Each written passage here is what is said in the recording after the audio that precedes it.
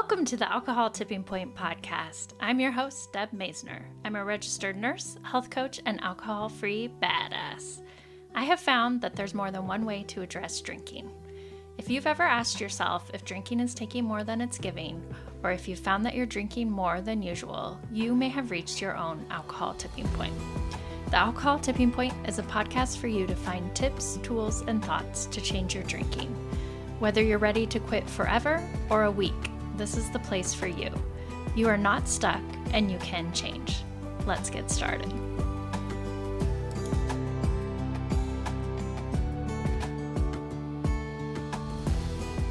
Welcome back to the podcast. Thank you so much for listening. I really appreciate you. I want to take a sec to invite you to the next Alcoholiday. It's a monthly dry group where I help people practice not drinking. This is for you if you feel like you're struggling, if you feel like you're stuck, if you feel like you're broken, you're never going to get it. I want to just support you and arm you with lots of different tools to battle cravings, work on your thinking about drinking, be more kind and compassionate to yourself as you're doing this. You know, drinking is a habit. And it's probably something you've done for years or decades even. So it takes a while to unwind it. And that's why I'm so passionate about focusing on practicing not drinking, working on progress, not perfection. I love the saying, focus on the direction, not perfection. And I think it's important just to have these types of groups, programs that just give you a safe place that has no shame, no judgment, a safe place where you can just learn new tools and just start unwinding the habit so that it gets easier and easier for you to drink less or not at all. I would love to have you join the next Alcoholiday. It starts the first of every month. As a podcast listener, you always get 20% off by using the code LOVE, L-O-V-E. And it is hosted on a private platform. It is a HIPAA protected platform. It's really important to me as a nurse just to have privacy and a safe place for you. And what you get is daily emails, lessons, accountability. You get lots and lots of tools to battle cravings. You get a really detailed guidebook, journal to help you out during those 30 days, 31 days, whatever the length of the month is. And then you get downloadable audio meditations, just something to go to when you're feeling a craving. We also do weekly group chats, weekly group support calls led by me and another sober coach twice a week. And then there's also a private chat where you can just share with others, support others. And it's just a great place to practice not drinking. The cost is $89. US dollars, that is. So it's less than $3 a day. Plus, use that LOVE code to get your discount. And just a little background on me, I have been a registered nurse for 20 years. I'm a board certified health coach. I'm a smart recovery certified facilitator, an addiction certified mental health professional. I'm a mindfulness instructor. And then you all know I like to call myself an alcohol-free badass. I've been alcohol-free for almost 4.5 years now. So I would love to see you in the next group. You can sign up at alcoholtippingpoint.com/alcoholiday and join there. I also will link it in my show notes. Wherever you are with your drinking journey, just know that I am rooting for you, that you are not broken and you can change. Thanks so much. Welcome back to the Alcohol Tipping Point podcast. On the show today is Lindsay Sutherland Boal, founder of She Walks Canada and the Uncovery Method Life Coaching. In 2021, Lindsay founded She Walks Canada as a movement to engage and empower sober and sober curious women changing their relationship with alcohol. Additionally, Lindsay is an executive at Urban Outline Building Group, an athlete, mother, wife, friend, sister, mentor, public speaker, former podcast host, and producer of the COVID Chronicles Canada, a professional opera singer, and actor on stage and television. Wow, Lindsay. Welcome. Welcome to the Good. show. Thank you for having me. I wanted to read your background just because you encompass so many different things and you've had so many different roles and labels and and showing like you could be a mother, a wife, a singer, an actor, a sister, all of that and still have an issue with drinking, right? It can happen to anyone. So I was wondering if you would just share a little bit about your story and your experience with drinking. Well, sure. First of all, I think it's important what you just said about how women show up in the world and still have a negative relationship with alcohol, because so many of us think we're not bad enough. So our problem can't be bad enough. And so we don't seek any help because we're not as bad as the caricature that we've been conditioned to believe is what an alcoholic is, right? And so we just keep plodding along in our lives, sweeping our emotions under the rug every night, and then we realize one day that we're living a life we never came here to live and wondering why. Mhm. Yeah, Hmm. so true, so true. And like you said, the caricature Hmm. of in TVs, in fiction books, and all of that, it's always quote unquote the alcoholic, the Hmm. drunk, mom, the evil mom, the bad mom, Hmm. just that's why I'm like so passionate about having people share their stories and just like it's alcohol use disorder and it's on a spectrum and it can be mild to moderate to severe.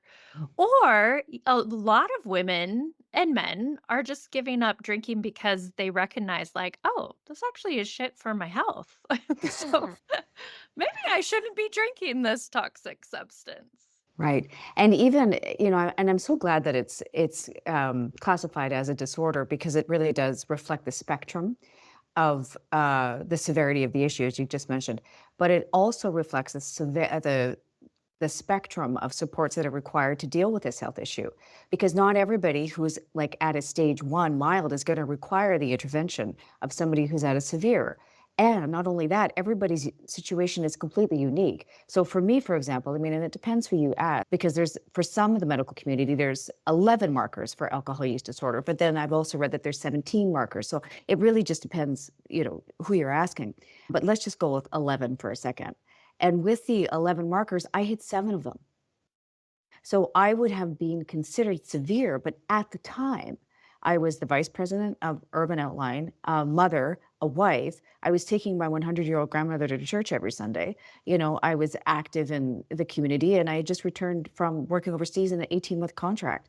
Like I was not underperforming, but I was unbelievably so full of shame and guilt, and no one knew.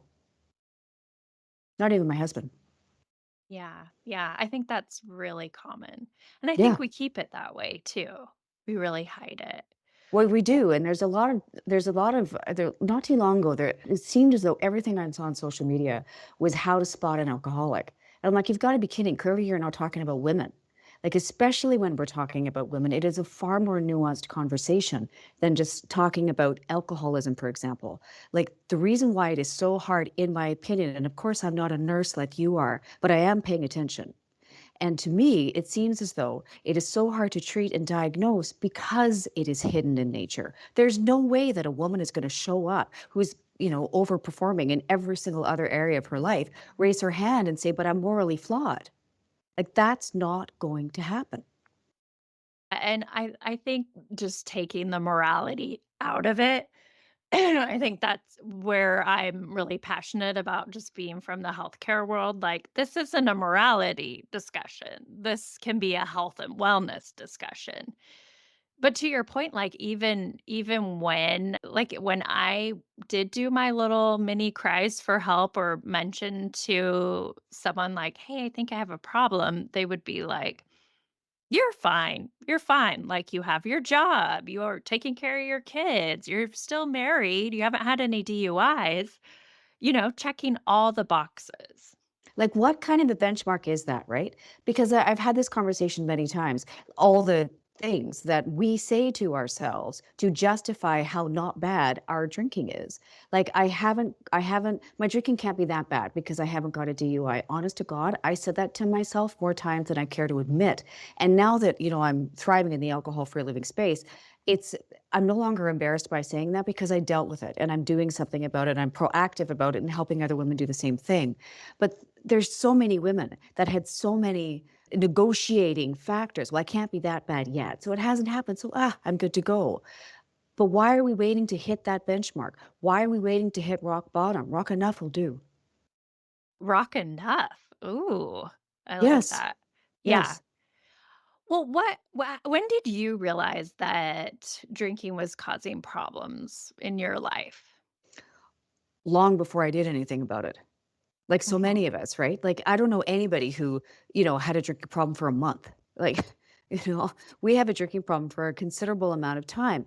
And I was talking with Ann Dowsett Johnson, the author of Drink, The Intimate Relationship Between Women and Alcohol. And I believe it was in her book, or perhaps she was referring to Drinking a Love Story. I can't remember.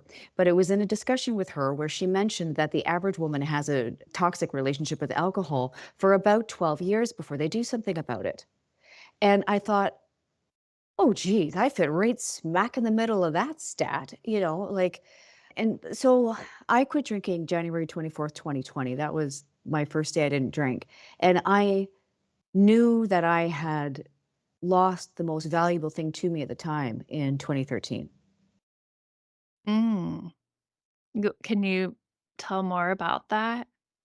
Sure. So that's when I was a performing artist and I had a very important job singing I was on a gig, I was working. And the most extraordinary sequence of events led to a once in a lifetime opportunity of I don't even know how to say it. It was like a caravan of work opportunities that came as a result of this gig that I had done. And it was the kind of caravan that it is a once in a lifetime opportunity. Like that just doesn't happen to regular people. But at that time I was so arrogant. I believed that I deserved it, of course.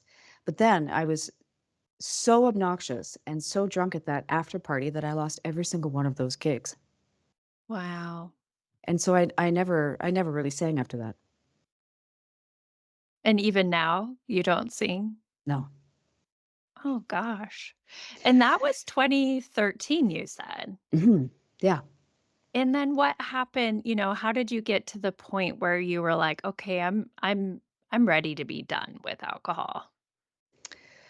Well, I as your bio that you read of mine, it sort of alludes to, I'm fortunate that I've been able to chameleon my way through work opportunities, right? And reinvent myself several times. And I had to do that out of necessity. And so my opera career ended, and so then I went to film school, and then I started working in television and film after that. And then I found myself working in China after that. And then I came back and did some different work here, but and then I had a baby, and then I totally delved into the mummy wine culture fiasco. So I never had, as I mentioned, I never had a rock bottom, but I had a rock enough because I knew that the life that I was meant to be leading was nowhere near the life that I was walking through every day. Mhm. Yeah, and I think that that's such a good point because there's not always a tipping point, excuse Mhm. the pun, Mhm. or a rock bottom, but you just get to where, like, alcohol is taking more than it's giving. You're feeling, you're just feeling not like yourself, you're under a fog, a funk, you're feeling like crap, and a lot of it is attributed to the alcohol, to the drinking, and Yeah, then but it's a very scary place to be though, because so many of us women who are drinking a bottle of wine a night or whatever your frequency and consumption is. For me, it was a bottle of wine a night. But when we're doing that, we're doing it for a reason, and the majority of us are doing it for relief of some kind. And if we take out that relief, what's left? And what woman wants to put up her hand to deal with that? But Well, as we know, for those of us who are able to get to the other side of over drinking, and I would like to note that this was the seventh time that I tried. When we get to the other side of over drinking, we realize that everything that we ever wanted for ourselves is not only available, but we surpass it. We end up living these lives that are so filled with presence and joy and connection and purpose and life and vitality. None of those things were on my radar. And now I can't imagine my life without them. Yeah, it's interesting. I always kind of thought of it as, "Oh, well, alcohol's my treat. I deserve it. It's a reward." And breaking up with it, like you said, it was like, "This is my relief. Like, what am I gonna do without it? Like, I'm just raw dogging life now." That's hard. Can be Yes. hard. Yeah. Yeah, and it's so funny because I'm often one of the blessings, as I'm sure you've experienced as well, that the longer that we live our lives without alcohol and lean into the process, the more ability we have to gain clarity. And so our emotional literacy really advances, our emotional intelligence really advances. And so we're able to ask the questions we actually want the answers to, not the questions that we're actually asking when we know we have a drinking problem. So, for example, Google is not the place to go. Google does not know if you have a drinking problem yet. How many of us go to Google and say, "Do I have a drinking problem?" Or what are the markers of an alcoholic or whatever we put into the search engine, But, and it's so funny because so many people would say, well, how do you get sober? How do you go out with your girlfriends on a Friday night and not have a drink? How do you celebrate New Year's? How do you go on a vacation with your husband? How do you experience life without alcohol? And as people who are on the other side of that, it, it's it's so wild because we can't imagine life with alcohol. But when you're in it, it feels like we're going to have a less than experience if we quit drinking. But of course, we learn that it's the ultimate level up. Well, what made it stick this last time then? Oh God. A couple things. First of all, it was I had found women who were strangers to me who were navigating the same path. And it was in the sharing of our common situation, even though our stories are quite different from each other, our themes are absolutely the same. I didn't feel like I was like beyond repairable. I realized that there was other people out there that were just like me that I admired. I thought they were doing great things, but they too had this issue. So it was number one was finding community. Number two was I started walking every day. And my first day that I was sober, I went for a walk for about half a mile. And I felt like such a superstar because I'm like, I did something good for my body. I'm like, oh my God, I'm such a hero. Yeah. But the longer I stayed without alcohol, the longer I was able to walk. And I found that, well, metaphorically, physically, all the things, you learn how to walk through, you learn how to walk around, to walk over, walk with, Mm. all the things. And it was through that process that I was able to make it stick. And so She Walks Canada is my answer to, it was my invitation really to other women so they didn't have to feel they had to walk alone like I did. Well, that's beautifully said. So the connection, the movement, and just this idea of walking and all the analogies that come with it. I'm so glad that you shared that. Well, then what is She Walks Canada? And tell us about that and how you formed that and then what its purpose is. Yeah. So She Walks Canada is a movement to engage and empower sober and sober curious women changing their relationship with alcohol globally. 46% of our participation is American. So we have people that are walking with us and a lot of people that join our meetings as well. And so for 100 days of every year, we actually go on a walk, And when we launched in 2022 in Canada, the COVID restrictions were quite tough. And so we chose to have a virtual walk. So everybody walked from where they were and then logged together on the website. So we had these collective goals. And our first collective goal was to walk across Canada once. And that's a pretty big distance. Anyways, we ended up walking across Canada 3 times in 6 months. And then the second year, we said, well, where next? Like, yeah, it's a lot. We went a long distance. And so we decided we would try to circumnavigate the globe. And we did that too. And we did that in 94 days, 6 days ahead of schedule. And so this year, we're like, okay, I think it's time that we're ready to walk in person and take it to the street, so to speak. And so with this 100-day idea, I said, God, I would just love to have 50 walks across North America. That to me would be a real success in this 100 days. It's 50 walks. We're halfway through, and I think we've had 248 across North America with 42 walk leaders. And they happen on Sundays at 10 or 2. So you can go to shewalkscanada.com to the community walks page and see if there's a walk in your area.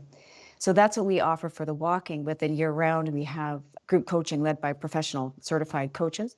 And our entire platform is free. Oh, that's so cool. And is it only for women then? Yes. People who Okay. identify as women or people who identify as female. Yeah, and why did you feel that was important? It's so funny. I get asked this quite a bit, and every time I get asked, it's a bit of a different answer. But generally, there's something very special when you get women together. There's a very different vibe. That's one thing. Another thing is that many of us have drinking related dependencies in response to traumas that are associated with men. And I wanted to create a space where women felt they didn't have to protect themselves in this vulnerable type of discussion. And I just like women a lot. So I want to spend my time with women. I am inspired. If I look at all the people in my life, I've tended always to be the most inspired by women, the most comforted by women, and been able to help most women. Yeah. Well, thank you for answering that. I was just curious. And it kind of goes back to like finding your people, finding people who get it, Mhm. who understand what it's like to struggle with drinking. And then on top of that, understand what it's like to be a woman in this world. Yes. It, I don't know. I've had a lot of conversations with myself about this. Like, if we were to look, because a while ago I said, just look since 2015, like just the world events that have happened since 2015 for women, that have impacted women. And it doesn't matter where you stand on the side of the debate. It doesn't matter. But there's been so many instances that have impacted women since 2015. So, for example, the Trump presidency, whether you were for Trump or against Trump, I think everybody had a response to that. The Me Too movement, right? COVID, right? And in Canada, Truth and Reconciliation.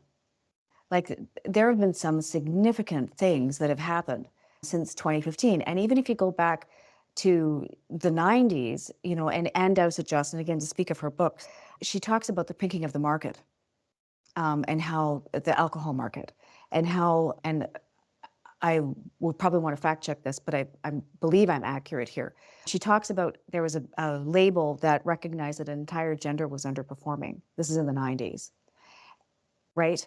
And so then that created chick drinks, right? And so over a 2-year period of time, they saw a 66% increase in alcohol sales. Okay, so let's just take a look at how old that those women were then. So that was, let's just say, 20s, right? And so if we fast forward to now, how old are those women? They're our age, right? And so we wonder why that we've got such a significant problem with alcohol. We've been living with it as a primary sense of our engagement, our social circle, our having fun, our going to school and getting an education, our motherhood. I mean, it's pushed down our throats. I remember here in Toronto, somebody sent me a picture of a wine store here in Toronto where the marketing label on top of the wine said "Mummy's teacher's assistant" during COVID. Like, can't get away from it. Yeah, it's so interesting. I've seen that graph too. Like there's a graph of wine sales it from the 90s to the 2000s.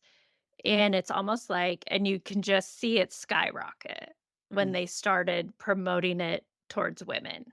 Mhm. and the whole heart health thing. But anyway, you see the skyrocketing sales of wine, and then you could almost like overlay the same graph of women with alcohol related problems, Oh, that it's sure. just skyrocketed. Yeah. And I Yes. think it's interesting too, like, and I don't know the history of Canada. Did Canada ever have prohibition? They must have, because I say that because when we bought this house, my husband opened up the walls to renovate because it hadn't been renovated in several years. It had a bunch of booze in the walls. Oh, that's, well, yeah, like, why would they hide that? Yeah, and, like, it was strange for me because 'cause I'm sober. At the time, I was sober at the time. I am sober, but do you know what I mean? I was like, Huh, "This is so weird that I'm moving into a house that has alcohol in the drywall." huh, that So is I'm hoping it interesting. isn't else. I hope it's not in this room. It doesn't matter even if it is, but It's like it's it's a literally an evil spirit.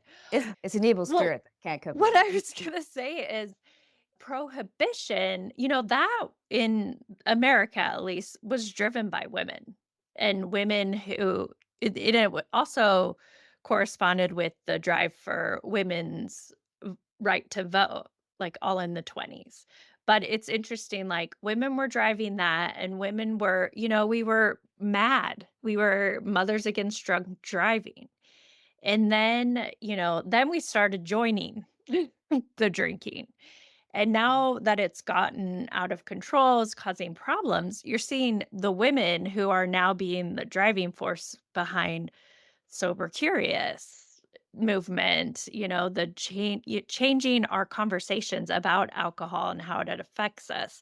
Now it's women that are leading the conversations in that area. It's also women that are leading all of the major conversations in every avenue of our lives.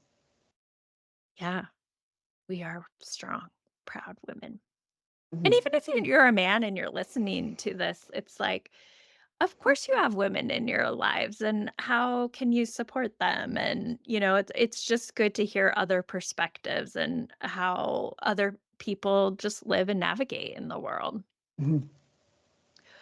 Well, let's see. So the other thing you've done is you've founded Uncovery Method Life Coaching.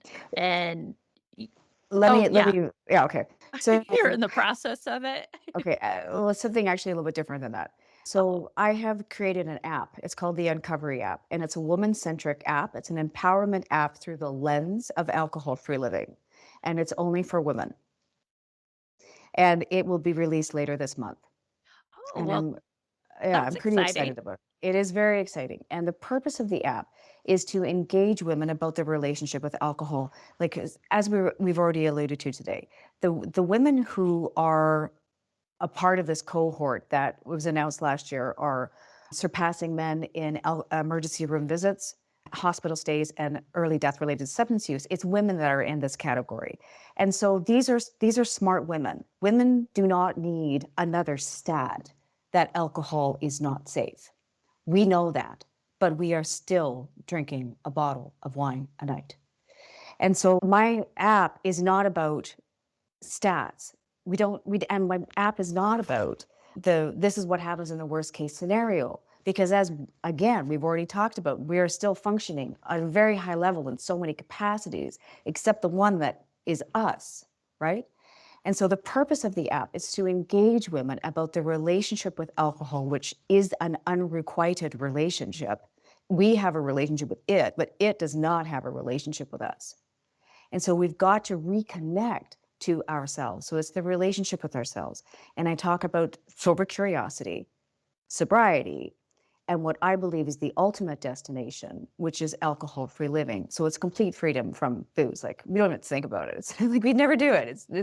We would never risk the life that we've built for ourselves. And sure, life still happens, but we're able to deal with it in a way that is in complete alignment with how we want to live our lives. So how do we build boundaries? How do we take care of our self-care? What are our core values and principles? Only 10% of people actually can identify in one sentence what their core values are, and 80% of that 10% have values that they adopted by their gender, by their families, by their culture, not uniquely by them. What would we be able to accomplish if we led our lives in alignment with what we know to be true for ourselves with complete clarity and capacity? That is the purpose of the Uncovery app. Yeah, it sounds very powerful and insightful. I hope What so. are your what are your values? Truth, love, courage, trust, and freedom. Ooh, that kind of Yeah. like really encompasses that alcohol-free living that you talk about. Yeah. And it's funny because because it took me a long time to figure out what my values are because I couldn't tell you when I was drinking what my values are. This would be me, family, honesty, like that would have been me, right? But and while those things, are obviously important, I needed to figure out for myself, apart from everything else, apart from my family, apart from my culture, apart from my nationality, whatever, apart from all of that, what do I believe to be true? What do I believe to be important? And so for me, I had to get radically accountable in my drinking. And that was the truth part of my value system. Is like I needed to look at the mirror and say, Lindsay, the problem is you. The problem is you. And once I was able to actually say the problem is you, I put myself in the position to say the solution is you. Right? And so it's from there that we find ourselves. And there's just nothing more rewarding than being able to show up in any situation and know that you're going to be true to yourself and it's all going to be okay. Yeah. And I think what's really hard when you're first changing your drinking, whether you're sober curious and you're just trying to take a break or you know that you're done with drinking, it's that letting yourself down again and again when you go back to drinking. Mhm. And, there's a morning Lindsay and Debbie. At least there was a morning Debbie that was like, "Okay, this is the day. I'm not gonna drink today." And then there was an evening Debbie that was like, "Well, fuck it. Might as well drink," like, and you just feel like so disconnected from yourself and who you are. Yeah, it's terrible because as you say, what you want, at 10 o'clock in the morning is different than what you are able to give yourself at 5 o'clock at night. And this is the thing is that quitting drinking has nothing to do with discipline and willpower. It has nothing to do with discipline, nothing to do with willpower, nothing to do with morals, nothing. But yet we beat ourselves up saying, if only I was stronger, if only I had more discipline, if only I could be more capable. It just has nothing to do with that. Well, what is your advice for someone who, they are struggling, they're stuck, and they get like the big picture of things like and like you pointed out, like hopefully by now people know alcohol is crap for you. But what are some of your like top tips for someone who's thinking about quitting drinking? So for someone who is thinking about it, I would say being sober curious. So I just want to define what that is. Yeah, Yeah. So maybe if I can just define what those three phases that'd are be actually. great. Okay. So I believe there's three parts to overcoming over drinking. There's sober curiosity, sobriety, and alcohol-free living. Um, sober curiosity is when you say, okay, girl, our drinking is not working for us right now. And and what is so great about that is it means that you are curious about another way to live your life. You did not say that you're going to shut the party down. What you said is, I am going to explore other opportunities. And what that means, so sober curiosity is the active phase of pursuing knowledge to understand another possible lifestyle choice. That's what sober curiosity is. It could be listening to podcasts. It could be reading books. It could be going to a coaching call. Like that's all sober curiosity. And you also don't need to raise your hand and say, "Hey everybody, I'm sober curious." Like, no. It's a personal journey. Then, and I have found the majority of people who are serious about changing their relationship with alcohol are usually sober curious for like somewhere like 3 months to a year.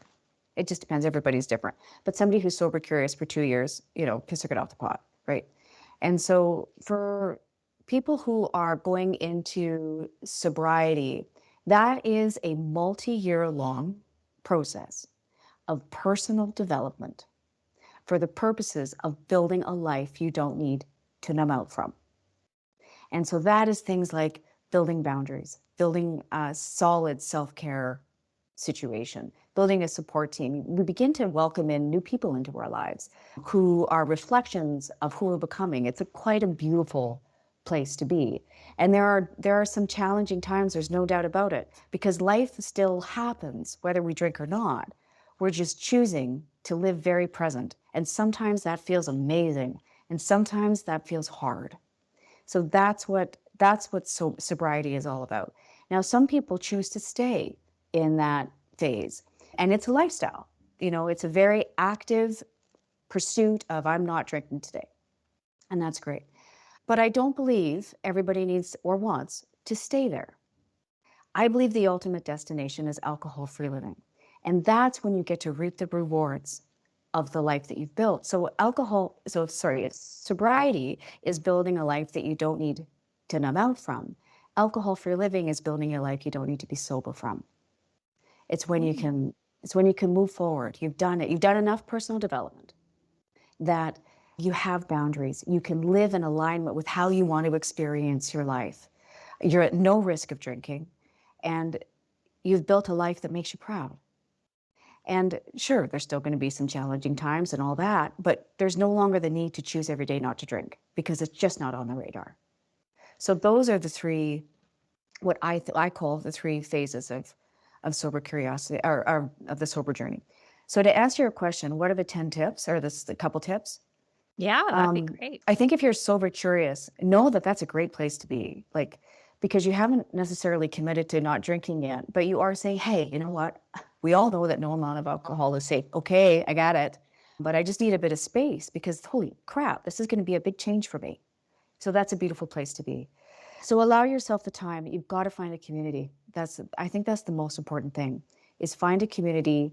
And if you want it to be with just women, or you want it to be with just men, or you want something co-ed, whatever, but find people you can talk to that are not your friends, that are not your family, because you'll end up saying things that you need to get off your chest that you would never say to other people for fear that they would not respond in a judgment-free way. So community is everything. Get your body moving, Quitlet, podcasts, whatever's going to help you. Yeah, Community is everything.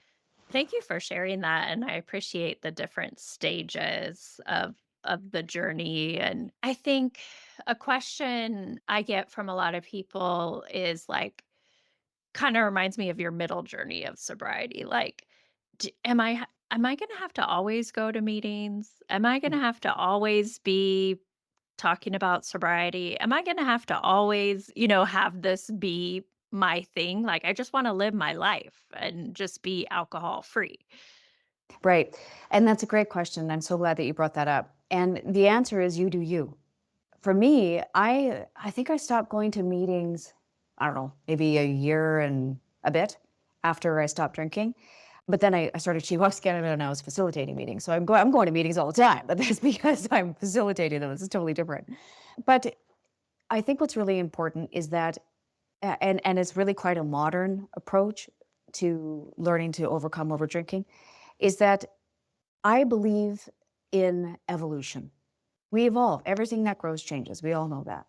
And we have to allow ourselves the freedom to evolve through that process. Like, for example, if I stayed the woman I was when I was 21, I would never be able to call myself a mother.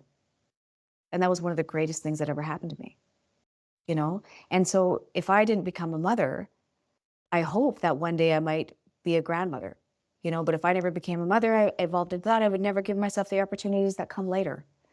And so we have to allow ourselves to evolve. And as we evolve, our needs change. Like what we needed when we were 21 is totally different than what we need when we're 40, which is totally different than what we need when we're 60. So our support systems should evolve as we do. And so if you don't need to go to a meeting. But I do think we need to have people in our circle that get us. But as I'm sure you would understand this too, like I have found this to be the case. People that we go to meetings with who we haven't talked to for 2 years, I could phone up any one of those women on a dime and say, "Hey, it's Lindsay," and they would stop what they were doing, and they would make time. Like it's like seeing a friend you haven't seen for forever. You build these relationships, so the relationships have to stay, but you don't have to work on recovery every day. It's exhausting, and I don't need it. There's a bunch of us that don't need it, right? Yeah, and I think that is the true alcohol freedom. I think that's where Hmm. we wanna be. You hear so many people say, "I just don't wanna think about drinking anymore. Hmm. I don't Right, wanna and if think you're oh, sorry, go I ahead. don't wanna think about drinking, and I don't wanna think about not drinking."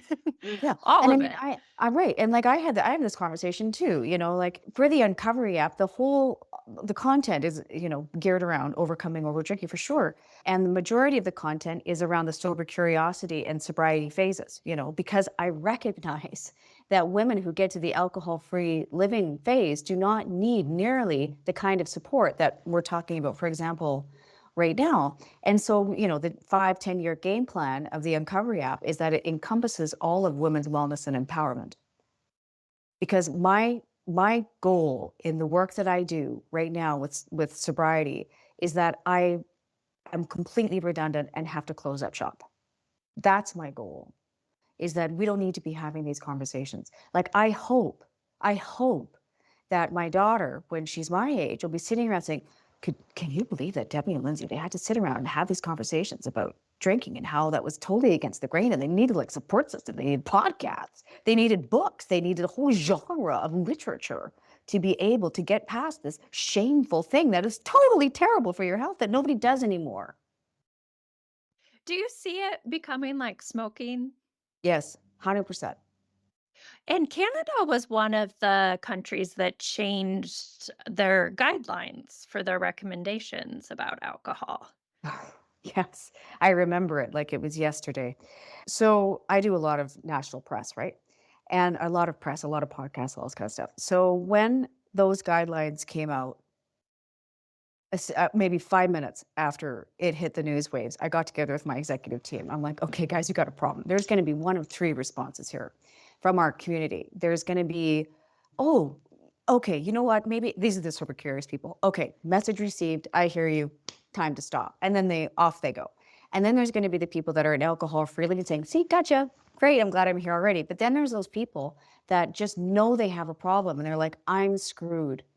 I don't know how I can't just stop, and off they go to the liquor store and buy 2 bottles of wine that it's gone by 8 p.m. Like those were going to be the responses. And so the thing, when those guidelines came out, and sure enough, I was interviewed about my response to that. And I, I do not believe moderation is possible for people who have had a problematic relationship. I just don't think so. I recognize that there are a lot of people who can easily fit within those guidelines, and that's not a problem. And they drink 2 glasses per week with no problem, and that's it. Small glasses, and they can do it. That's fine. And so, I, to each their own. But alcohol isn't safe. Why are we pushing it anyway? And it's not possible to moderate for those that have a problematic relationship. Mhm. Yeah, I'm curious to see what the United States comes out with because I think that maybe this year we will be releasing the new nutritional guidelines.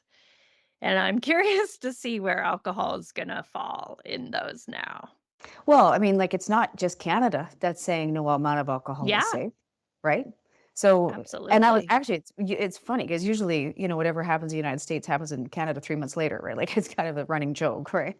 But Canada does have a bit of they're pretty on top of things in the health department.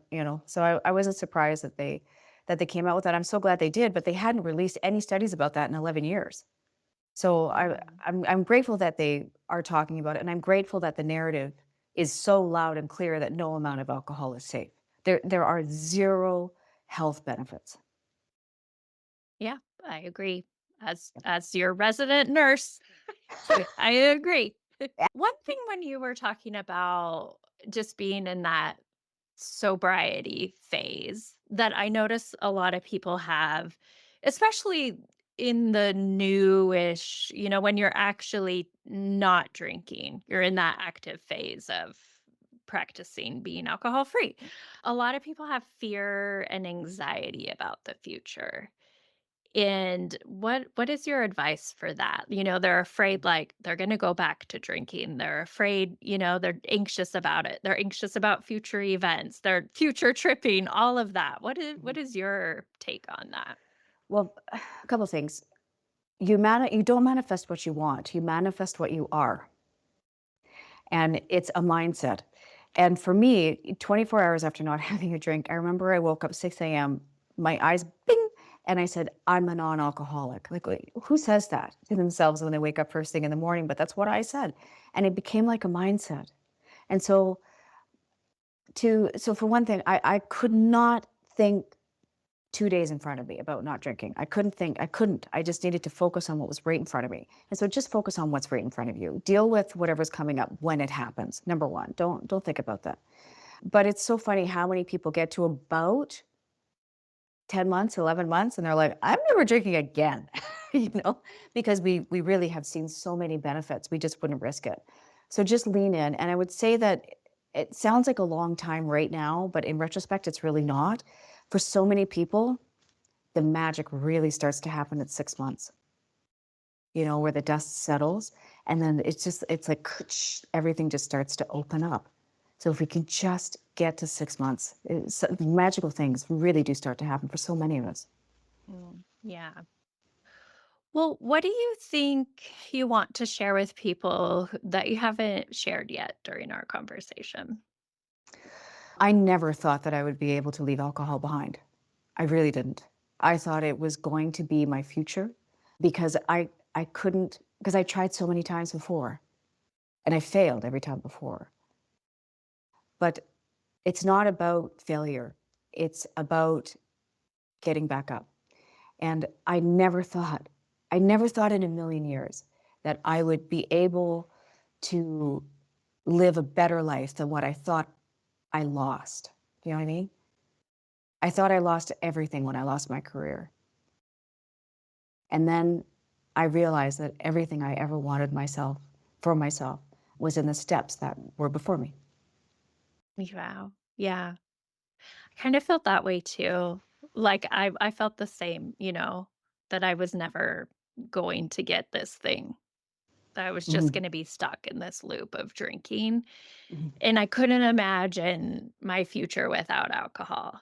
And then having arrived here with perspective, it's like, "Oh, now the past makes a little more sense." And mhm. and I feel like I had to go through all of that, all those shitty parts, all those growing parts, all those learning parts to get to where I am now. And and I feel like where I am now is where I'm meant to be. It's just and it sounds so cheesy, it's like things don't happen to you, they happen for you. And you're right. Like it is and I'm sure people get tired of hearing like it's so much better on the other side. Come join us. But Mhm. I mean it's true. It really is. It's everything is just a little easier, brighter, better, clearer. It's like taking a sparkle pill. Yeah, and we remember it. And Exactly. and we Yeah. remember when we tucked our kids in at night. Mm. We remember the way they smell. We remember the feeling we have when we wake up in the morning because we're not fighting through shame. We remember last year when we walked by that same lilac bush. We remember the connections we make along the way. We remember who we've always been, but for the first time. That is beautiful. Well, tell us how someone can find you. So the uncoveryapp.com, you get on the wait list. The app is launching. We don't have a date just yet, but it's late May, early June, something like that, June. So get on the wait list. If you can get access to the wait list, I'm offering a cheaper price that you can lock in. I think it's $9.99 US per month, which is crazy. So the uncoveryapp.com, online, on Instagram at She Walks Canada, and at the Uncovery app, for sure. Awesome. Well, thank you so much. Thank you. Bravo to you and all you're doing. Really appreciate you and glad that we got to connect. I'm so glad you have made time for me. Thank you. Thank you so much for listening to this episode of the Alcohol Tipping Point podcast. Please share and review the show so you can help other people too. I want you to know I'm always here for you, so please reach out and talk to me on Instagram at Alcohol Tipping Point and check out my website, alcoholtippingpoint.com, for free resources and help. No matter where you are on your drinking journey, I want to encourage you to just keep practicing, keep going. I promise you are not alone and you are worth it. Every day you practice not drinking is a day you can learn from. I hope you can use these tips we talked about for the rest of your week, and until then, talk to you next time.